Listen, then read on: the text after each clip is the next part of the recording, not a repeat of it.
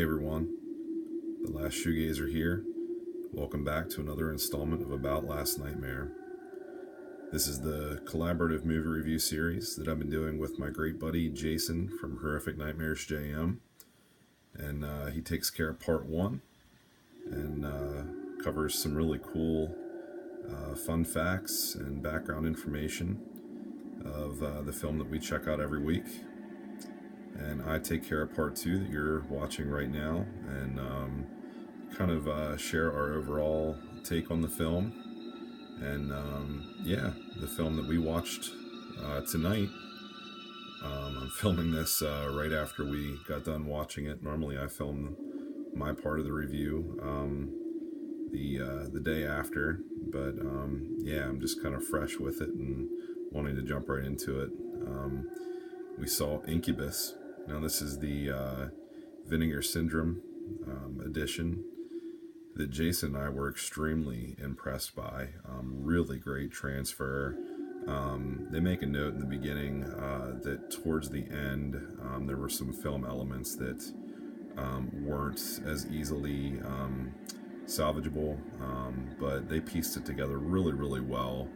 And I'd say for more than 3/4 of the film, he and I were just completely taken by the transfer, not only the video but the audio.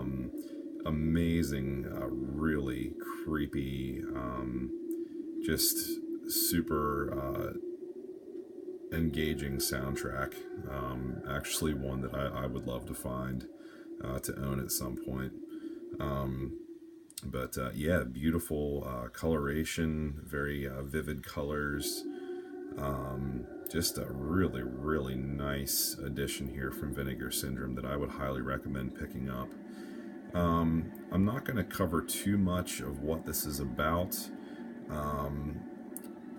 The name Incubus, if you're not familiar with that, definitely look that up because it's very interesting, very creepy, definitely kind of a demonic sort of figure, kind of rooted in different types of lore.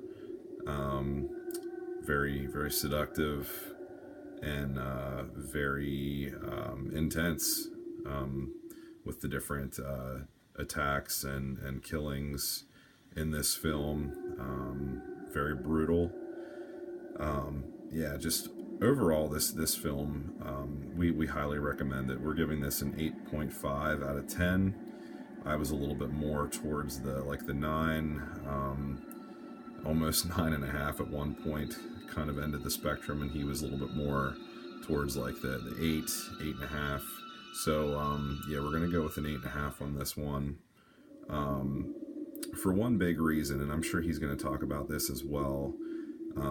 Jason did a little digging, and he shared with me a video that someone posted on YouTube, kind of describing that this cut, while it's really the only one that was able to be salvaged in this high of quality, there's still about 30 minutes of this original film that were cut out, that kind of goes a little bit deeper into some different characters here that would definitely be extremely meaningful and extra haunting, and kind of make this a little bit more of a creepy, deeper watch. However, without the 30 minutes, in my opinion, this still stands to be a very haunting, powerful, high-quality horror film. As I was watching this, I was talking to Jason as we messaged back and forth each week, that this definitely, brought to mind the type of storyline and the overall feel and atmosphere of films like The Changeling, The Entity, even at times it almost just the overall look and feel of it, almost kind of brought to mind like The Exorcist, but definitely closer to The Changeling, and similar story to the entity. So overall, very, very entertaining watch from start to finish. Lots of different settings.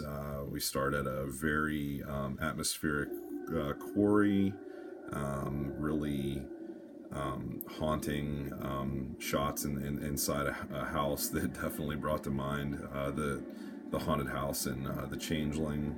A creepy hospital, that had colors kind of like within the vein of like a Clockwork Orange, like something like, Stanley Kubrick would envision, that similar kind of color palette that he always kind of gravitated towards. A little bit of like An American Werewolf in London. Some of the hospital shots kind of made me think of that. A little bit of The Exorcist, like I said.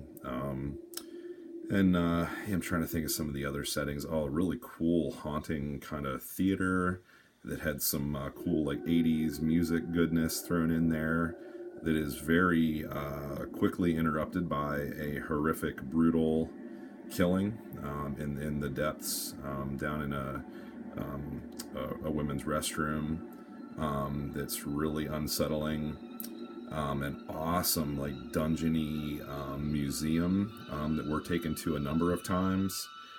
Some cool outside shots that looked really, really good. Just a solid film. So definitely check out The Incubus, especially if you're a fan of films like The Changeling, The Entity. Definitely go into this knowing that you're going to see some graphic material, but it is a really high quality horror film, high quality transfer from Vinegar Syndrome, really great score, not just a haunting score, but some really, really upbeat, fitting, 80s like rock music. Just sounds really, really good. I was really into this from start to finish, even though things did get a little bit confusing towards the bitter end. Incubus, man. Not only my favorite band, but now one of my top horror films, kind of within that vein. So definitely pick up a copy of this at some point. The slipcover that I'm showing here to the right is now out of print. So if you can find like a used copy, it's a really nice slipcover, two-sided, different artwork there, but just a really, really nice kind of two-tone, as you can see there, slipcover from Vinegar Syndrome. Tell you what, whenever they release something with a cool slipcover, definitely jump on it, because they only make so many, and sometimes like within like a couple of weeks it's out of print and it's only available without the slip. So, and it's going for sick prices like on eBay. So definitely check out The Incubus. Tune into part 1 on Jason's channel, and thank you for watching my part 2 here, and leave some comments. Let us know if you've seen this, what your thoughts are, if you have any previous experience with that possible 30 minutes that have been cut from this existing pretty solid version here. I would be curious to see if anyone out there has seen this, because not only the YouTube video, but the little note in the beginning of this pretty much makes it seem like that footage is far gone, and this is it. This is the best that we're gonna get. So I hope you guys are doing well. Thank you for watching, and until next nightmare, have a good one.